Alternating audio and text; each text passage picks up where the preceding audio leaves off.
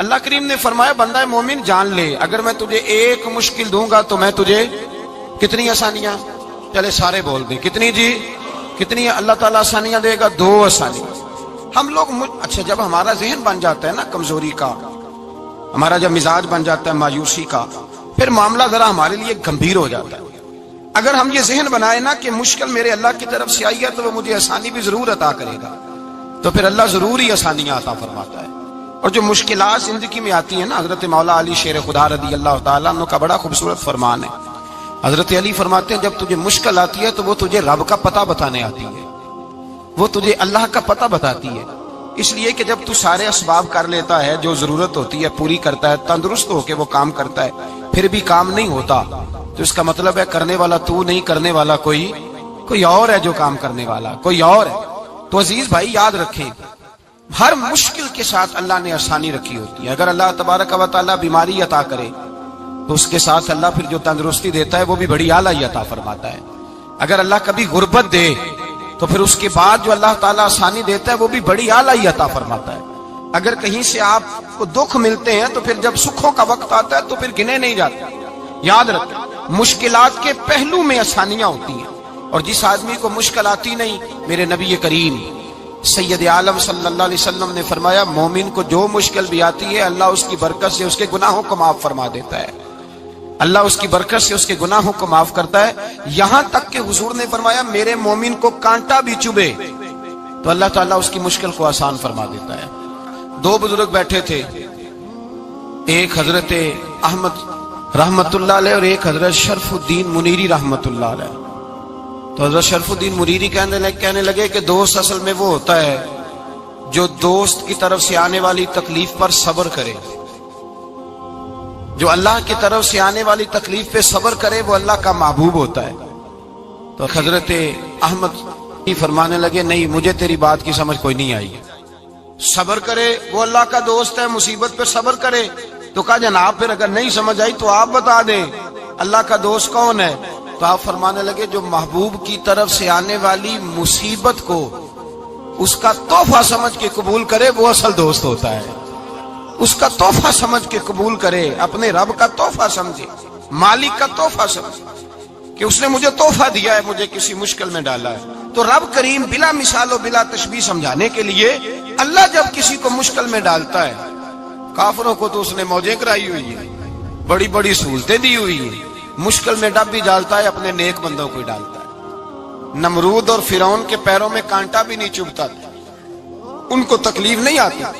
تکلیف کسے آتی تھی؟ اللہ کے نیک بندوں کو تکلیف آتی تھی۔ حضرت رابعہ بصریہ جب تک زندہ رہی تب تک بیمار رہی، جس دن طبیعت ٹھیک ہوتی تو کہتی اے اللہ تو کہیں مجھ سے ناراض تو نہیں ہو گیا، تو کہیں ناراض تو نہیں مولا جب تو مجھے تکلیف دیتا ہے تو میں رو کے تیری عبادت کرتی ہوں، جب مجھے دکھ ہوتے ہیں تو میں سجدے میں تڑپتی ہوں، اور خدا بندہ اب تو میں سکھی ہوں، موج میں ہوں، مجھے رونا ہی نہیں آ رہا، تو خدا بندہ تو کہیں ناراض تو نہیں ہو گیا مجھ سے۔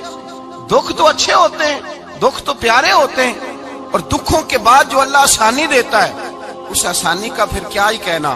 اس حضرت ایوب علی نبینا علیہ الصلوۃ والسلام بیمار رہے، 60 سال اللہ نے تندرستی دی۔ کتنے سال بولے؟ 60 سال، غور کرنا بات پر، 60 سال علیل رہے، پھر بیمار ہو گئے، 18 سال ہو گئے بیمار ہوئے۔ زوجہ کہنے لگی دعا کر لیں آپ کو اللہ صحت دے دے۔ ہمیں اگر کوئی بندہ پوچھ لینا کہ بھائی کبھی کوئی خاص بات تو سناؤ، تو ہم جو ساری زندگی سکھ کے ساتھ سوئے ہوتے ہیں وہ بات نہیں سناتے، وہ جو ایک رات درد سے نیند نہیں آتی اس رات کا قصہ سناتے ہیں، کہتے ہیں وہ میرے الٹے دانت میں درد تھا تو میں ساری رات سو نہیں سکا۔ او بھائی جو ساری زندگی سویا ہے اس کا تو ذکر نہیں کر رہا، اور ایک رات جو تجھے نیند نہیں آ رہی۔ کسی سے پوچھا جائے، ڈاکٹر کہتے ہیں 360 ہڈیاں ہوتی ہیں وجود میں، کسی سے پوچھا جائے نا تیرا کیا حال ہے تو 359 ہڈیوں کا ذکر نہیں کرتا، جس گھٹنے میں درد ہے اس کا ذکر کرتا ہے، کہتا ہے یہ گھٹنے میں بڑی درد ہے۔ او بھائی باقی 359 ٹھیک ہے نا، ان کی بھی تو کوئی بات سنانا۔ حضرت رابعہ بصریہ رحمت اللہ علیہ کے پڑوس میں ایک نوجوان رہتا تھا، آپ کے پڑوس میں، تو وہ جب جو محلے میں بچے رہتے ہیں نا گاؤں میں ان کا پتہ ہوتا ہے، پڑوسی تھا تو 34-35 سال نوجوان کی عمر ہو گئی، کبھی بیمار نہیں ہوا۔ ایک دن اس کی طبیعت علیل ہوئی، سر میں درد ہوا تو اس نے پٹی باندھ لی سرخ رنگ کی، बाहर निकल के आया, हजरत राबिया बसरी आले रहमा ने देखा तो फरमाने लगे बेटे खैर है? लगा जी अम्मा जी सर में बड़ी दर्द है। आप फरमाने लगे कितनी उम्र हो गई? कहने लगा 34-35 साल। फरमाने लगे पहले तो कभी दर्द नहीं ना हुई? कहनी अम्मा जी आज ही हुई है। तो आप फरमाने लगे 34 साल अल्लाह ने सेहत दी है, तूने शुक्र की एक पट्टी भी नहीं बांधी और आज दर्द हुई है तो शिकवे की पट्टी तूने फौरन ही बांध ली है। कुछ शुक्र की पट्टी भी बांधनी चाहिए। हजरत अय्यूब 18 साल बीमार रहे। जोजा कहने लगी दुआ कर लो तो आप फरमाने लगे बीबी से कि सेहत कितनी देर रही? उसने कहा 60 साल। तो आप फरमाने लगे जरा बीमारी को भी 60 साल गुजर लेने दो फिर दुआ भी कर लेंगे। ये दुआ की अल्लाह, ये लफ्ज कहे अल्लाह ने सेहत दे दी, तंदुरुस्ती आ गई। एक दिन घर में बैठे बैठे जोजा कहने लगी कि अय्यूब ये बताओ दुख अच्छे के सुख? आप फरमाने लगे सारे दिन ही अल्लाह के हैं पर दुख बड़े अच्छे थे। मुझसे पूछो तो दुख बड़े अच्छे थे। का किस तरह? तो हजरत अय्यूब फरमाने लगे जब मैं बीमार था तो 24 घंटे में एक दफा मेरा रब मेरा हाल पूछा करता था।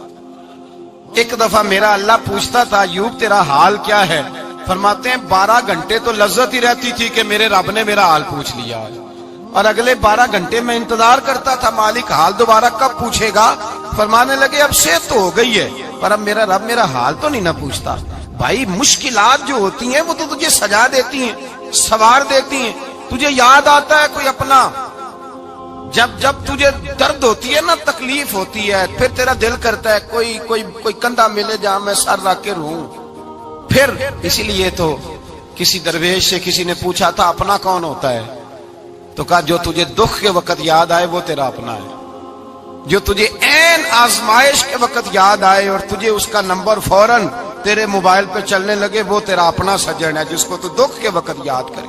तो भाई मुश्किलात के बाद जो अल्लाह आसानी देता है, हजरत इब्राहिम को आग में भी फेंका गया, हजरत इब्राहिम अलैहिस्सलाम को सताया भी गया, निकाला भी गया, लेकिन जब इन मुश्किलात से गुजरे तो मेरा रब फरमाता है वैज़िब तला इब्राहिम रब्बुहु बिकलिमातिन फअतम्महुन्ना काला इन्नी जाइलुका लिन्नास इमामा।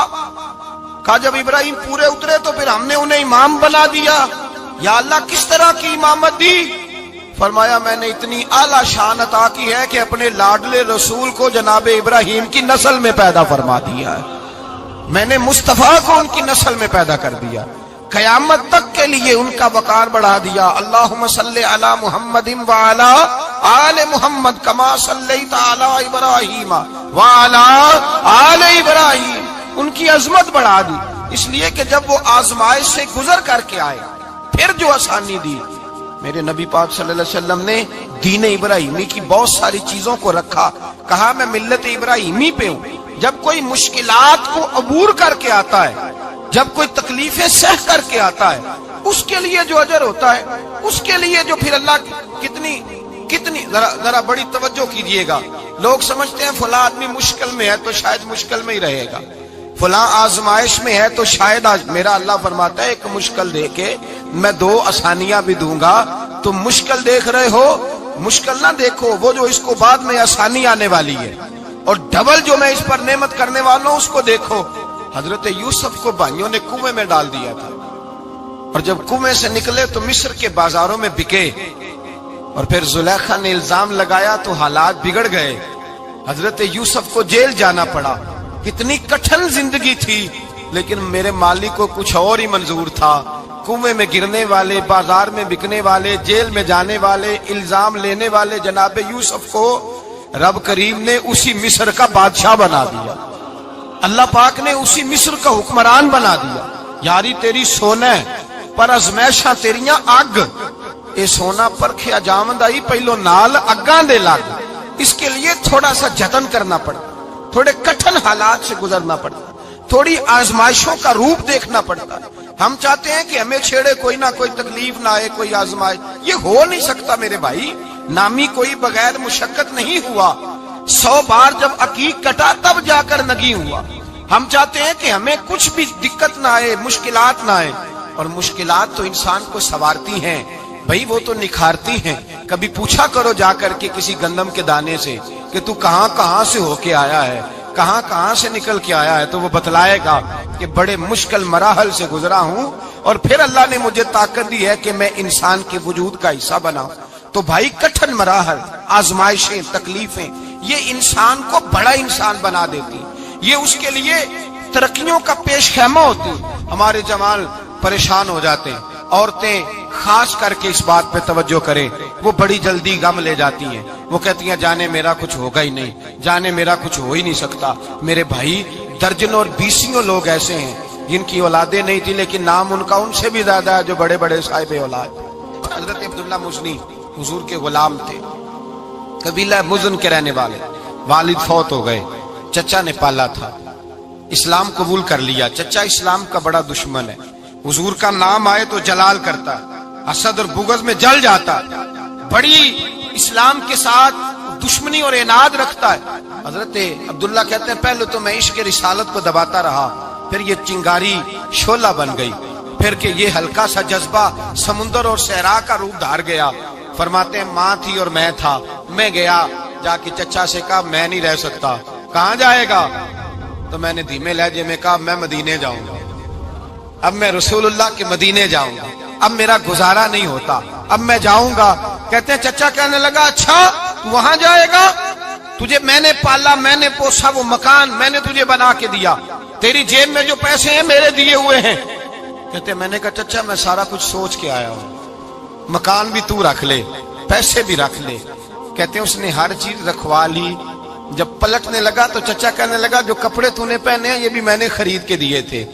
حضرت عبداللہ فرماتے ہیں میں نے وہ کپڑے بھی اتار کے دیے، برہنہ حالت میں میں ماں کے پاس گیا اور میں نے کہا اماں میں پہلے بھی تو ننگا پیدا ہوا تھا، تو نے ہی کپڑے پہنائے تھے، میرا پھر بدن ننگا ہو گیا ہے، کپڑے دے دے۔ کہتے ہیں 2 بیبیوں والے کپڑے اماں نے دیے، ایک میں نے تامت باندھ لی، دوسرا اوڑھ لیا اور مدینے پہنچا۔ کہتے ہیں جب میں ٹھنڈی رات مدینے پہنچا تو کالے رنگ کے حبشی غلام حضرت بلال دودھ کا پیالہ لیے کھڑے تھے، ہاتھ میں کھجوریں تھی، کمبل تھا، کہنے لگے آجا آجا۔ مصطفیٰ نے فرمایا تھا قبیلہ مزن سے میرا غلام آ رہا ہے، میں ساری رات سے تیرا انتظار کر رہا ہوں۔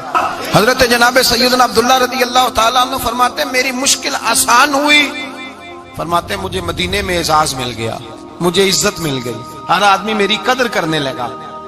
گویا بزرگ کہتے ہیں کہ حضرت عبداللہ دعا کرنے لگے کہ اے اللہ تو نے مجھے بڑی شان دی ہے مصطفیٰ کی گود میں، اگر اسی رحمت کے چھاؤں میں پردہ کر جاؤں تو میری بات بن جائے گی۔ حضرت عبداللہ کا وصال بھی رسول اللہ کی گود میں ہی ہو گیا، گود میں نہ کوئی رشتہ دار، نہ کوئی تعلق دار، نہ کوئی ہمسایا اپنا، نہ کوئی چچا، نہ کوئی ماموں، شہر میں تنہا اسی کسے دے کچھ نہیں جے لگ دے تے نہ کوئی ساڈا دردی، تنہائی۔ جنازہ اٹھا تو اٹھانے والے کون؟ ابو بکر صدیق، فاروق اعظم، عثمان غنی، مولا علی، حسنین کریمین جنازے میں شامل۔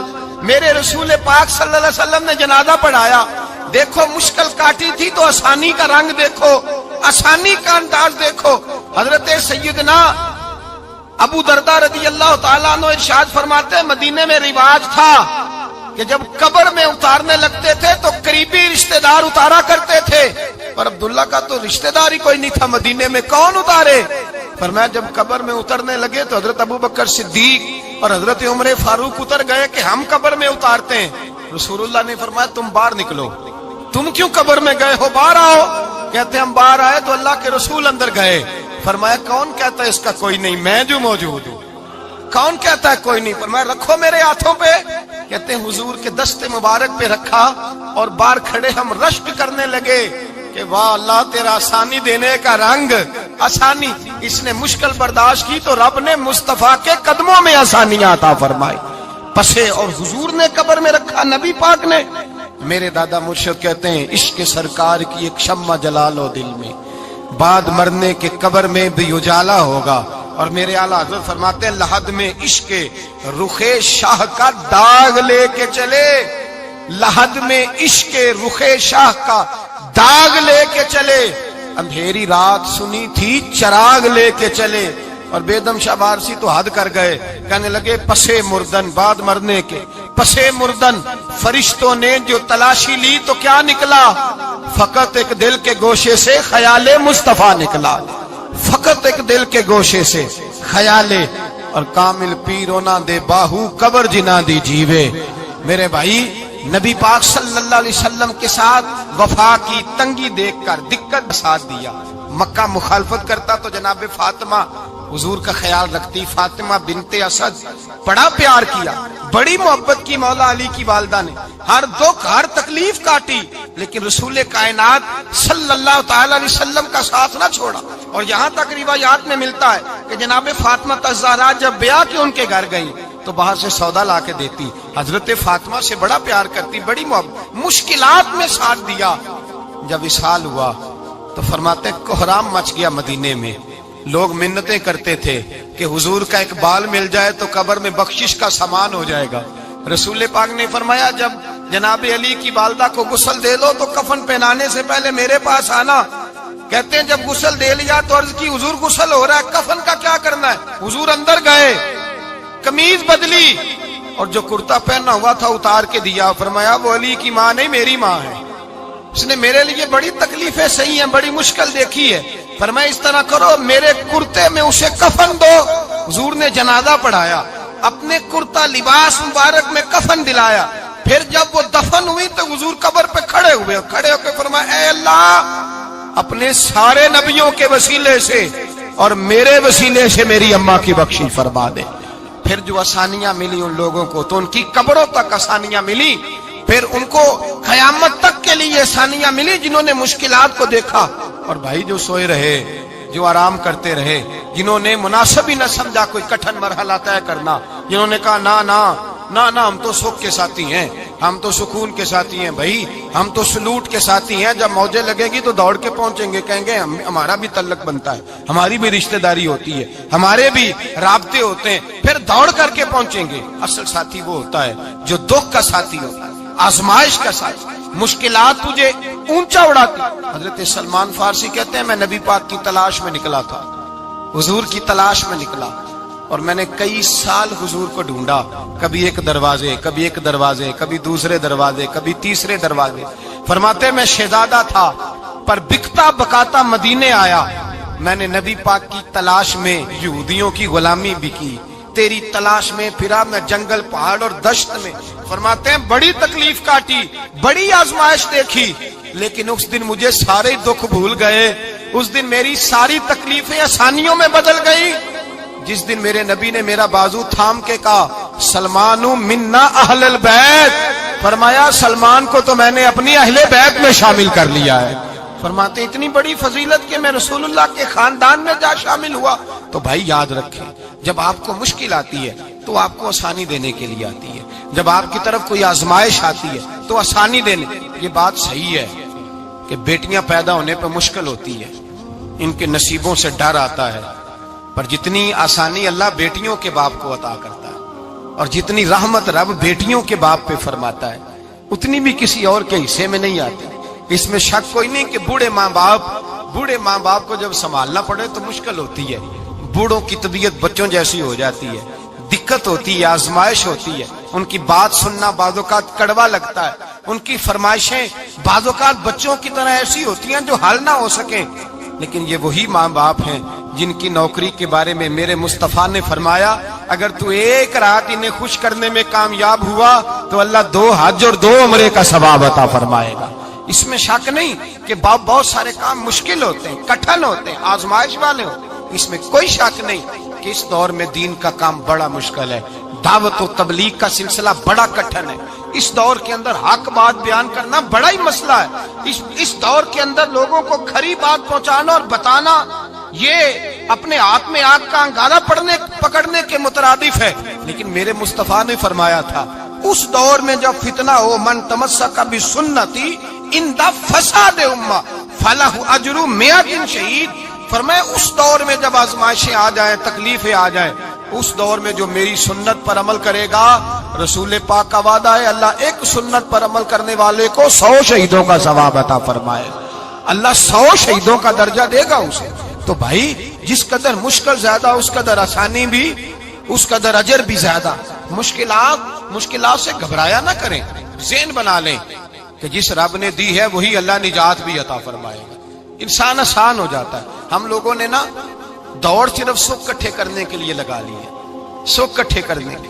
وہ لوگ دکھوں میں راضی رہتے, दुखों में राजी रहते थे, आजमाइशों में। हमारा दावा है रब रसूल से प्यार का, और मेरे हदीस बुखारी में है, फरमाया जो मुझसे जितना ज्यादा प्यार करेगा उतना उसकी तरफ मुश्किल ज्यादा आएगी।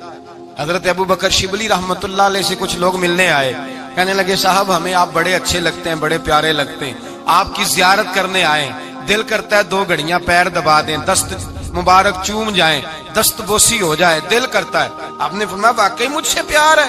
कहा हुजूर बड़ा प्यार है। फरमाया सोच लो का साहब बड़ा प्यार, फिर सोच लो का बड़ा प्यार है। हजरत अबू बकर शिबली दीवाने से आदमी थे, पत्थर उठाए रोड़े और जोर जोर से उन लोगों को मारने शुरू कर दिए, दौड़ गए। कहने लगे बाबा तो पागल हो गया है। जब दौड़े तो हजरत अबू बकर शिबली फरमाने लगे बस तुम तो कहते थे हमें प्यार बड़ा है। कहा हुजूर क्या मतलब? आप फरमाने लगे अगर तुम्हें मुझसे प्यार होता तो मेरे रोड़े खा के मेरे दरवाजे पे मर जाते, कभी मेरा साथ छोड़ के ना जाते। तुम्हें प्यार नहीं, तुम शौक के सज्जन हो, तुम चूरी खाने वाले मियाँ मिठू हो, तुम तो इसलिए आए हो कि यहाँ बरकतें मिलेंगी, मौजें मिलेंगी, तुम्हें प्यार नहीं। हमें खुदा रसूल से प्यार भी है, जरा सी आजमाइश आए रोने बैठ जाते हैं। गरीब भी रो रहा है, बीमार भी रो रहा है, तंग दस्त भी रो रहा है, और जो आदमी किसी मुश्किल में गिरफ्तार है वो भी कहता हो जितना मैं उलझ गया हूँ है ही कोई नहीं। उठे बेदार हो, अपने आप को तवाना करें, अपने अंदर जौलानियां पैदा करें। याद रखें जितनी मुश्किल सख्त होगी उतनी आसानी भी अल्लाह ज्यादा ही अता फरमाएगा। अल्लाह ताला ज्यादा और वादा किया अल्लाह पाक ने, फइन्ना मअल उसरि युसरा, इन्ना मअल उसरि युसरा। फरमाया अगर मैं तुम्हें एक मुश्किल दूंगा तो मैं तुम्हें 2 आसानियां अता फरमाऊंगा। अल्लाह ताला डबल आसानी देता है अगर किसी पर मुश्किल डालता है। अपने आप को कमजोर ना करें, ज़हन बनाए दुख सहने का, मिजाज बनाए तकलीफ बर्दाश्त करने की, फिर ये मुश्किल नहीं होगा, फिर आसानी से बंदा गुजर जाएगा।